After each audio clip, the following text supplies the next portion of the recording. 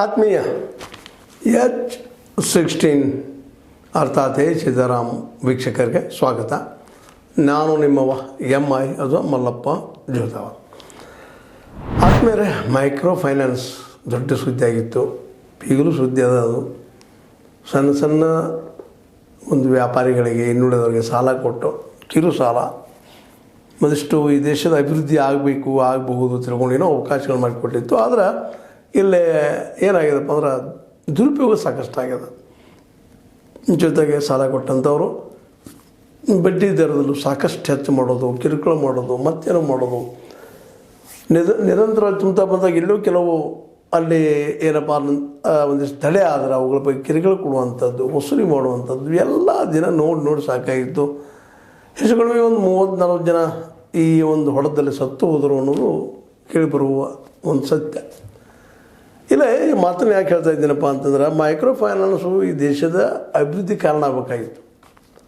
ಮತ್ತು ಬಡ್ಡಿ ಅವ್ರು ತೊಗೊಳ್ಳಿ, ಬಡ್ಡಿಯಲ್ಲಿ ಪಾಪ ಅವ್ರು ವ್ಯಾಪಾರ ಮಾಡ್ತಿರ್ತಾರೆ, ಅದರಲ್ಲಿ ಪ್ರಶ್ನೆ ಇಲ್ಲ. ಅದು ಬಡ್ಡಿ ಯಾವ ಪ್ರಮಾಣದಲ್ಲೇ, ಫ್ಲ್ಯಾಟ್ ಸಿಸ್ಟಮ್ದಲ್ಲೇ, ಮತ್ತೊಂದರಲ್ಲೇ 10 ಬಡ್ಡಿ, 15 ಬಡ್ಡಿ, ತಿಂಗಳಿಗೆ 10 ಬಡ್ಡಿ, ವಾರಕ್ಕೆ 10 ಬಡ್ಡಿ ವ್ಯವಹಾರ ಮಾಡಿದಂತೂ ಸಾಕಷ್ಟು ಉದಾಹರಣೆ ಇದ್ದಾವೆ.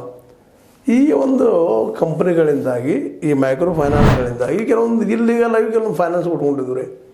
ಪರ್ಮಿಷನ್ ಇಲ್ಲ, ಏನೂ ಇಲ್ಲ, ಸಾಲ ಕೊಡೋದು, ಒಂದು 4 ಜನ ಗುಂಡಾಗಳು ನೇಮಿಸ್ಕೊಳ್ಳೋದು, ವಸೂಲಿ ನಿಂತುಕೊಳ್ಳೋದು, ಪ್ರತಿ ವಾರ ಬಡ್ಡಿ ಗಂಡ ಕೊಡಲೇಬೇಕು.